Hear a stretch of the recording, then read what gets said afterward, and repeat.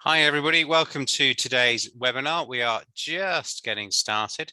For those of you that are regulars on the ISE webinars, we in the past have used GoToMeeting for our webinars, but we've switched to Zoom. And actually this is our first webinar using the Zoom webinar product. So we've just been testing out green rooms and things in the background. So everything seems to be working, which is good, but I'll just, we should get a few more attendees. So we'll just let a few more people join and then we'll get started.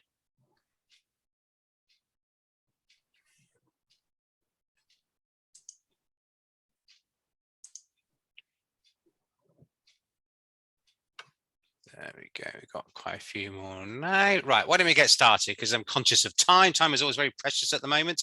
For those that don't know me, my name is Steve Ishwood, Chief Executive of the ISE, and I'm going to be emceeing today's webinar as usual. I'll very shortly get Nicola to introduce herself. Just a couple of bits of housekeeping. So please do engage with the webinar. We'd like to have as much interaction as possible. Use the chat function, but also use the Q&A box. I will keep an eye on the Q&A piece, and then once Nicola's finished her presentation piece, we'll hand over to questions, and I'll feed those questions through to Nicola. So please do engage through the platform. That would be great. We also record the webinar, so you will have the opportunity to catch up on it if you want to go back and revisit anything that you missed. We will make the slides available, but also please do share the link when the recording comes out. We very much want to share our ISE knowledge as much as we can with as many people as possible. So that's enough for now. I'm now going to hand over to Nicola. Nicola, do you want to introduce yourself and then get into the main topic of the day, which is all things development? Absolutely. Cool. So thanks for joining us today, everyone. We're really excited to have you with us and to have this hour as a great opportunity to explore all things development as the starting point being our development report. So my name's Nicola Thomas. I'm the head of research at the ISE, and I wrote the report and collected the data. So a huge shout out and thanks to anyone that completed the report who joins us today. I'm gonna just launch sharing my screen so I can go through the slides. So I'll just do that now, and hopefully you can see it. Can you see that, Stephen? Just let me know before I proceed. Yep, everything's perfect. Crack on. Okay, perfect, cool. So as you know, because you've joined the webinar, we are going to be talking about the development report. So the ISE surveys are an institution, and the ISE runs a range of surveys, polls, and research projects. Many of them have been run for decades in one form or another. The development survey is our flagship report, and it tells us what's happening in the development space and how employers and students are responding. So talking about this report that we collected data for in January. So the survey ran earlier this year. It had 86 in-depth questions. Most of them were quantitative, a few were qualitative open text answers. We had 107 employers who responded, and I followed up with a number of those employers in short form interviews to get more of a qualitative feel for what was happening in the development space this year. We can see when we look at the proportion of survey responses by sectors that actually there was quite dispersion in terms of the sectors that were represented. So you can see that there was quite a wide range, with 27% being finance and professional services, ranging down to 4%, which was in health and pharmaceuticals, and the rest hovering between 17 and 7%. So there was quite a wide spread in terms of sector representation. I want to really kick off by talking about the 5 biggest trends in student development that came out of the report this year. I'm going to give a high-level overview and then go into each of those 5 trends. So the first one is that there's a move away from formal development programs. The second was looking at how employers are focusing on soft skills. The third theme that really emerged was looking at how retention has changed and how retention is at an all-time low. The fourth is really unpacking that there's increasing attention that's been turned towards school and college leavers. And the fifth is looking at how development approaches are shifting. So let's start by unpacking more the move away from more formal development programs. So we can see that there's actually a shift away from formal development programs when we compare to data from both 2021 and 2020. So data from 2022 is in blue, it's in the top line there, and we can see that this graph represents the percentage of employers who run a formal development program for some or all of their graduates. Compared to the last 2 years, only 69% of employers run a formal development program for all of their graduates, compared to last year, which was 80%, and the year before, which was 78%. And we can see that there was a significant increase in the number of employers running formal programs for only some of their graduates. And what this shows us is that there's quite some trend compared to the previous years, but we wanted to understand, why was this shift away from formal development programs occurring? I want to contextualize this now when we look at the average length and intensity of graduate development programs. We can see that on average, that across all sectors, 25 months is the average in length. When we look at the average length and intensity for school and college leaver development programs across all sectors, the average length is 33 months. So there's quite some variation across sectors, obviously, with digital and IT having the most training days per year, and retail, FMCG and tourism having the least. So there's obviously some changes across the sectors, but it gives some good perspective and context around the development programs, the formal development programs. But when we drill down into speaking with employers who are indicating a shift away from formal development programs for all of their graduates, we can see that one of these employers said to us, actually, this year, we're finding now that in addition to the formal graduate development program, there is so much turnover and growth in teams that there's a need for recruitment of ad hoc, rolling direct entry graduates into the business. We're moving away from the traditional milk run recruitment and being more agile to the needs of the business. And as I've been speaking with increasing employers in the town halls over the last couple months that we run, a lot of employers are starting to understand that the needs of the business are ever changing, and perhaps the one yearly intake isn't meeting the needs as well as it could be, and hence there's a shift to away from the formal graduate development program that's only at one point of time. Obviously, with rolling recruitment, that introduces a range of different development challenges, such as how can you offer development programs for graduates that are direct entry into the business. And there's also some consideration when you look at salary. Is there salary differences between direct entry graduates and graduates who enter in more strict development programs? So there's a lot of consideration as employers are moving away from formal programs. The second major theme is looking at how employers are increasingly focusing on soft skills. 33% of employers said that their skill needs changed because of COVID-19. And this makes a lot of sense when we consider the ever-changing world of work, especially considering the move to more virtual or hybrid ways of working, that there's obviously been some changes in terms of the skills that are required by employers. When we spoke to employers specifically, we could see that this changing nature of skills was summed up in 3 good quotes. The first, an employer was telling us that now they require more digital skills with more of an emphasis on resilient growth mindset and self-motivation. Another employer told us that adaptability and flexibility to work hybrid and virtually is important, and they need a greater ability to drive their own development in a virtual place of work. And finally, another employer summed up that actually more skills are required in working remotely and independently. We need them to explicitly ask for help when working remotely. Also, in hybrid working, they need to develop different ways of networking. So we can see actually that there's been a shift in the perception of skills. And now in this way of working that's really evolved because of COVID-19, that really the skilled working remotely is underpinned by a lot of things. We're talking about adaptability, flexibility, ability to drive your own development, resilience, and different ways of networking. And these skills, the changing nature of skills, are set to increase in terms of their value in the workplace.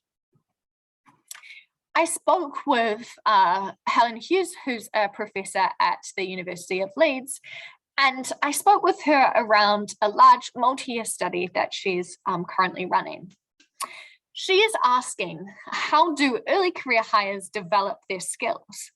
And what they've found is that while students are digital natives, so they're not necessarily struggling with connecting in Teams or Zoom or using Slack, what they're struggling more is actually the soft skills that are associated with work. These skills are the very skills that are required when you need to ask for more or less work. And actually, by being in either a completely virtual environment or by having decreased time in the office, student hires have really missed that osmosis of learning. That just by being around others, they're finding it, by not being around others rather, they're finding it much harder to be visible. Helen Hughes looked at diary studies where they were collecting sort of diary insights from students who were entering the world of work for the first time. And what they found was a lot of the skills which you would learn by just proximity, or the behaviors and attitudes, for example, how to work, where to work, what to be wearing, how to ask for more or less work, how to regulate your time. These were all things, behaviors and attitudes that this round of graduates were struggling with, as they didn't perhaps have that same osmosis in a virtual world of work. And what they found in their study was that students were in fact turning to their peers and their parents more to understand how they should act in the workplace, be it virtual. And this had knock-on consequences for social mobility. For example, if your network wasn't comprised of people who had professional services jobs, you may be lacking in understanding some of the sort of basics around how to work and where to work, and this can have knock-on consequences. So it's really something to pay attention to as employers start focusing more and more on soft skills. When we turn our mind to sort of the most and least developed skills for graduates, we can see that some of the least developed skills range from coding and programming. That makes sense, not every role needs that, to data handling and analysis, whereas some of the most developed skills for graduates were commercial awareness, job-specific technical skills, self-awareness, and presentation skills. This is looking at the school and college leavers, and we can see the most developed skills were time management, confidence, self-awareness, and business-appropriate communication. So what soft skills are being focused on across the board? We can see that a huge amount of employers, 98% are looking at developing self-awareness for graduates, 97% taking responsibility, 96% resilience. So that's a huge, huge percentage of employers focusing on these soft skills.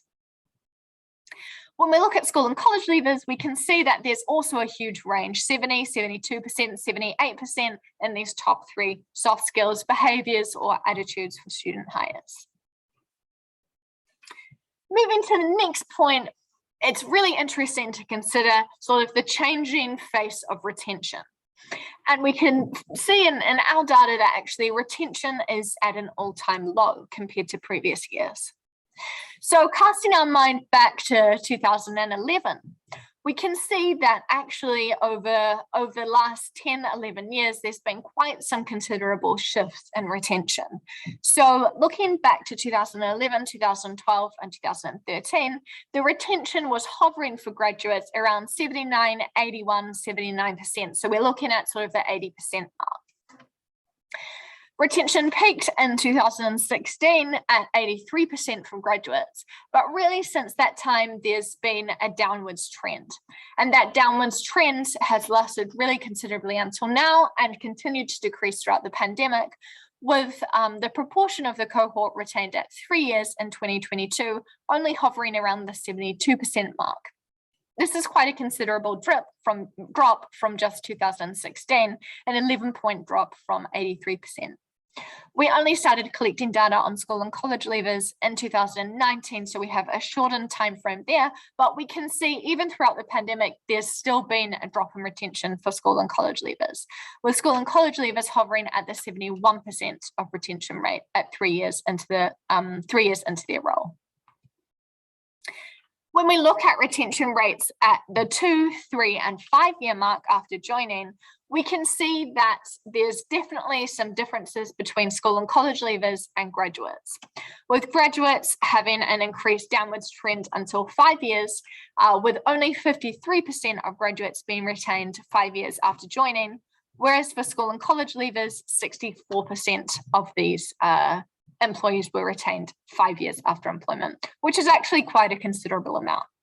And this speaks to, as I'll cover in the next section, a sort of broader strategic point around why hiring school and college leavers and their level of retention, which is quite high at 64%, can really fill some skills gaps and plug the talent pipeline. But of course, numbers are important, but they don't tell the whole story. Equally important is the why. We asked employers the main reasons that staff move on. And we could see that the main top 5, top 6 reasons were moving to a different company, moving to a different type of work or career, dissatisfaction with pay, wanting to change location, and dissatisfaction with progression. This is important to contextualize, especially compared to last year in 2021.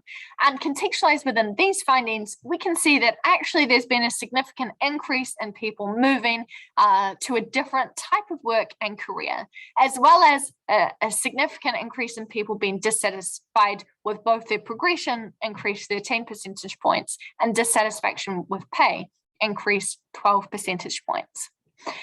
One of the things that I'm sure you're all aware is obviously there's a cost of living crisis at the moment. And considering the dissatisfaction with pay, which has already increased year on year from last year, it's important to understand how these unfolding dynamics in the labour market now may have knock-on effects when we consider retention this time next year. One of the things that we explored in the report, which I'd encourage you to look at if you're interested in getting more depth and understanding, is the Great Resignation actually happening in the graduate labour market in the UK? General labour market research has found that 24% of workers in the UK are planning on leaving their job in the next 3 to 6 months. That sort of industry average is 11%. Compared to 2022, there's significant downwards trend in retention for graduates and school and college leavers. 10 years ago, retention was 10% higher. And this suggests that, in fact, there is actually some truth in the Great Resignation. A huge driver of this, of course, as I mentioned, can be stagnating wages, high inflation, and dissatisfaction with pay. And this can create major retention challenges for student employers. Importantly, though, there are things that employers can do to increase retention, but action may be taken. And we've had a lot of queries recently on sign-on bonuses and different forms of structuring the whole compensation package to ensure that there isn't the level of retention there could be, as people entering the labour market are struggling with lifestyle inflation and how expensive it is to live potentially in major cities. So we can see that there's a shift to considering other things in a more strategic way. For example, hybrid working, how that can be used to reduce costs in terms of commuting to work, etc. So fact or fiction, is the Great Resignation real? There is some truth to it. Retention is lower than it was 10 years ago. However, it's not as high as in the general labour market. Turning now to the increasing attention that's been paid towards school and college leavers. Employers spent on average 47% of the apprenticeship levy in the last 12 months, which is a considerable increase on years prior. The levy spending differed significantly across sectors, with the energy, engineering, and industry sector spending 75% of their levy, whereas the legal sector only spending 13%. And you can see the range of sectors there, which is covered in the report. And of course, not only does it differ across sectors, but it also differs across level in terms of the apprenticeship level being hired. And you can see here that advanced apprenticeships level 3, higher apprenticeships level 4, and degree apprenticeships level 6 all have the highest amount of recruitment. And we can see actually that school and college leavers are increasingly a sound investment, with 64% of school and college leavers being retained after 5 years of joining their employer. School and college leavers, also on an optimistic point, are rapidly developing their skills, with the ability to work remotely increasing significantly in school and college leavers just from last year, with 42% of school and college leavers entering the business with their ability to work remotely. Furthermore, there are top areas of growth for school and college leavers in 2022, and these are increased self-motivation, adaptability, positive thinking, resilience, and self-awareness. So we can see not only is the retention at 5 years high, but also so is the skill acquisition of both technical and soft skills.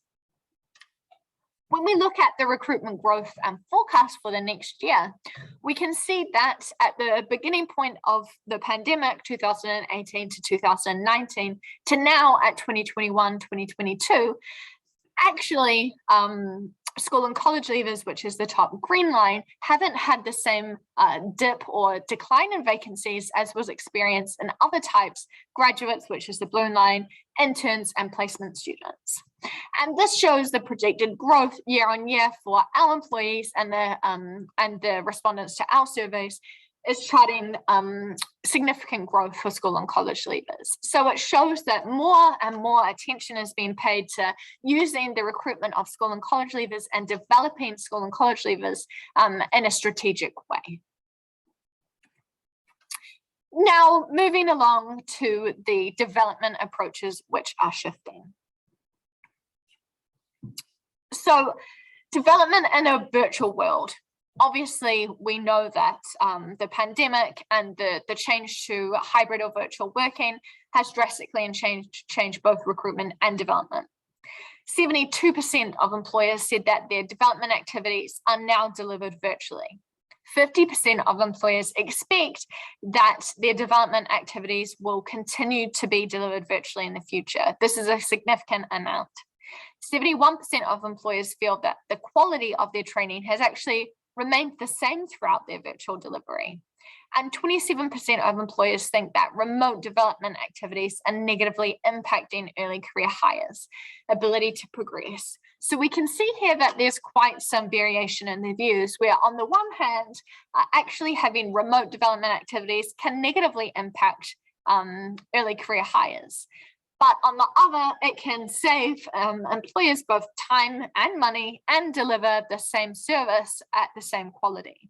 So there's some different considerations about how to maximize development in a virtual world without having negative knock-on consequences for people entering employers for the first time. I want to end here before I cover off some dashboards which were recently launched. The sort of most and least impactful development activities as rated in 2022 compared to 2021.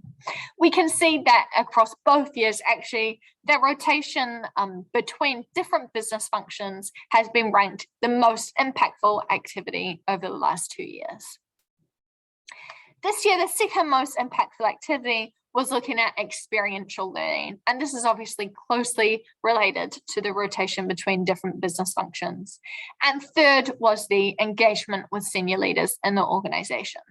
One interesting thing to consider is that while the engagement with senior leaders in the organization is rated to be the third most impactful development approach, actually the face-to-face time that people in formal development programs were spending with senior leaders had actually reduced significantly this year.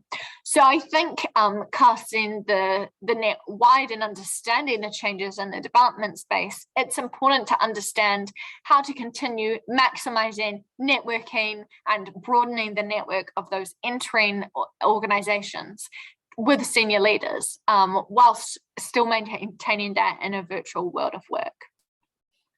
Consistently across the last 2 years, outdoor learning and volunteering were rated as the least two impactful development approaches.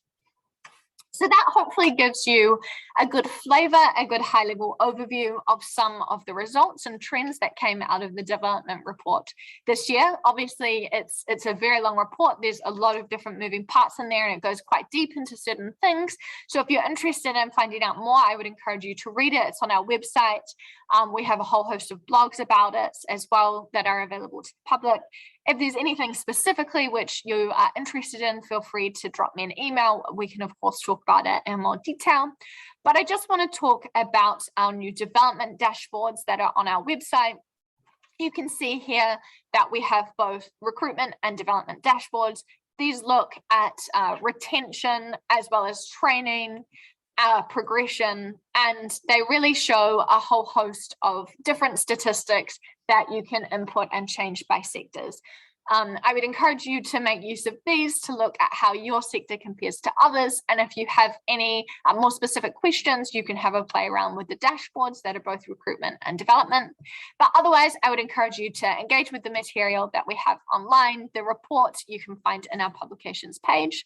But I want to give you some time to ask some questions now, so I will stop sharing my screen. Thanks, Nicola. I'm trying to, for those of you that joined after Nicola started talking, I'll say this is the first time using the webinar function on Zoom. So what I haven't worked out yet is how to get my my picture back on screen, even though I've turned my camera on. I'll get stuck into the questions anyway. So so Nicola, we've had one come through from Matt first of all. If anybody's got any questions, do pop them into the chat or the Q&A box. I've got them open, so can look at them there. So Matthew was asking, Nicola, do you collect the split of technical training versus soft skills training in relation to the number of days of development? No, that hasn't been something that we have collected in the development report today in terms of the split of training. Although we have previously asked some employers around the different activities they've done to develop both technical and soft skills training. But I think as the sort of focus on soft skills becomes more prevalent, that it would definitely be something we're interested in doing next year, and also ad hoc through our polls. So thanks for that question. That's a great point. And a question that I had, you've been through now our cycle of surveys yourself. So you've seen the annual recruitment survey that we do, and also the development survey. Are you seeing connections between the two? Because one of the thoughts I had, particularly when you're talking about things like retention, talking about difficulties around you needing to be more flexible with programs, but then also what recruiters are telling us about shortage of applicants, a very hot market. Does it feel like it's kind of a double whammy for employers at the moment? It's not just pressured on recruitment; it's also on the development side of things.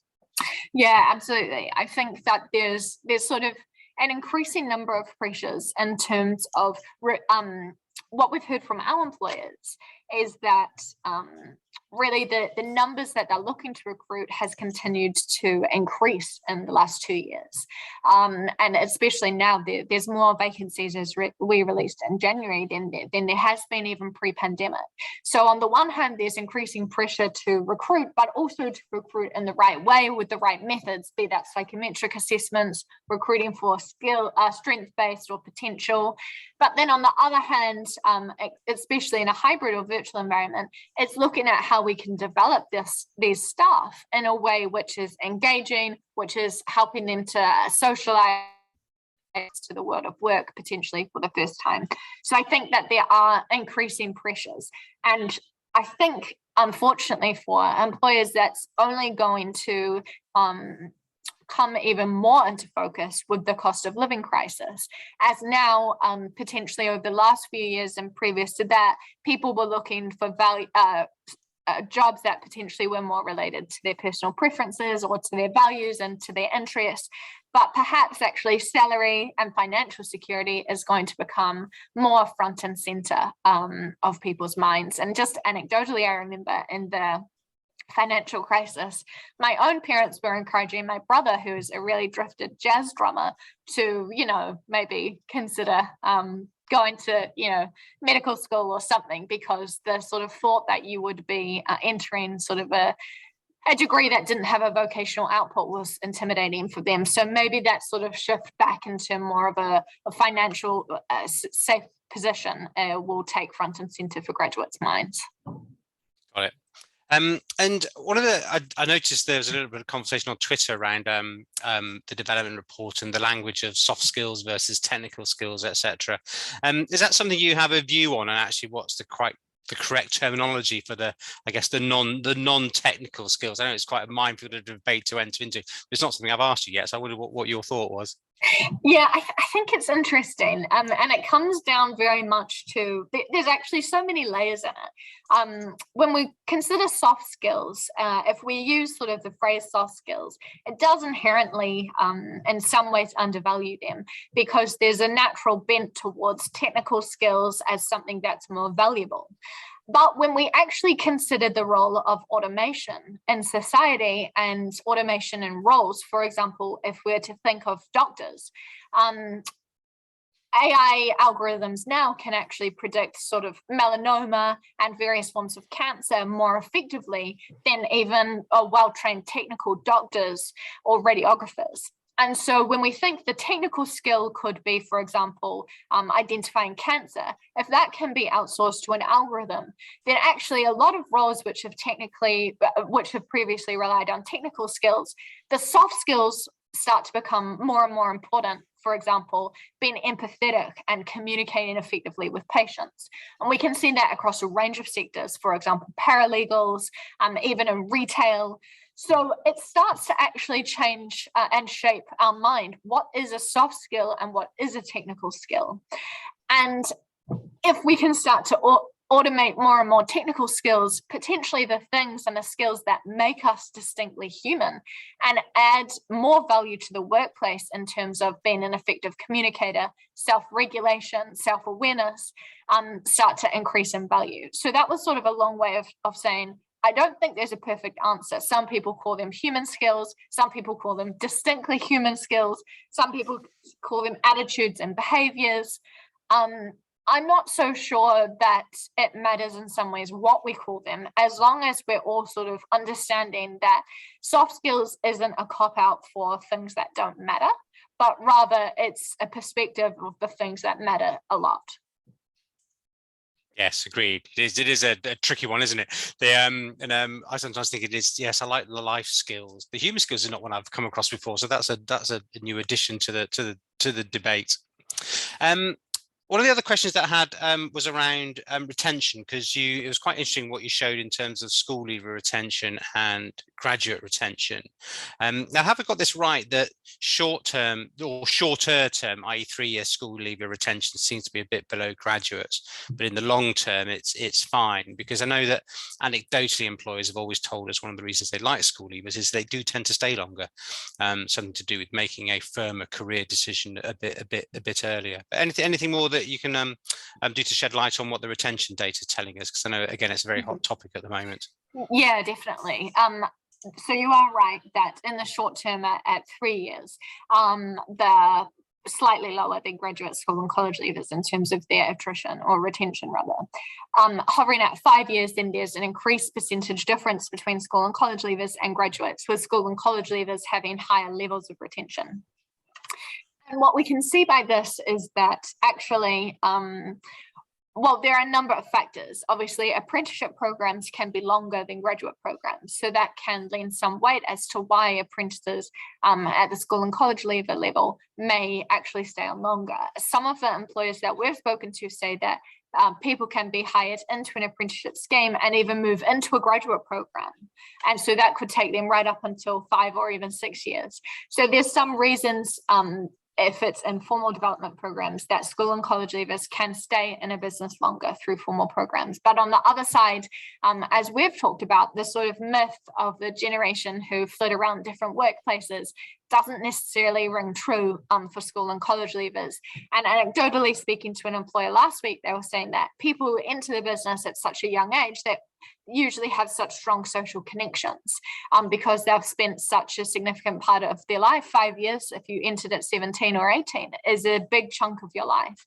And so they're more likely to stay as the network's very strong. So I think there's a range of different reasons for why there could be some disparity in the retention levels for school and college leavers.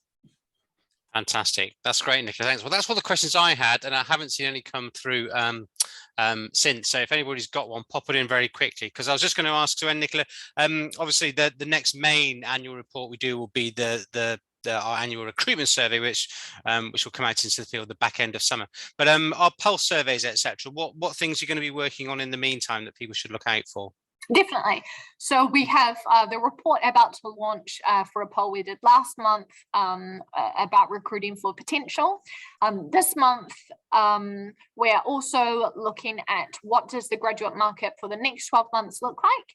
And something that I'm keen to look at next month or the month after is releasing more of a white paper on what is diving deep into actually the cost of living. How is that impacting the labour market at this levels? When we look specifically at sign-on bonuses, at starting salaries, at different ways of actually recruiting and attracting, and how does the sort of cost of living and level of inflation, how is that impacting this year's recruitment of graduates and school and college leavers?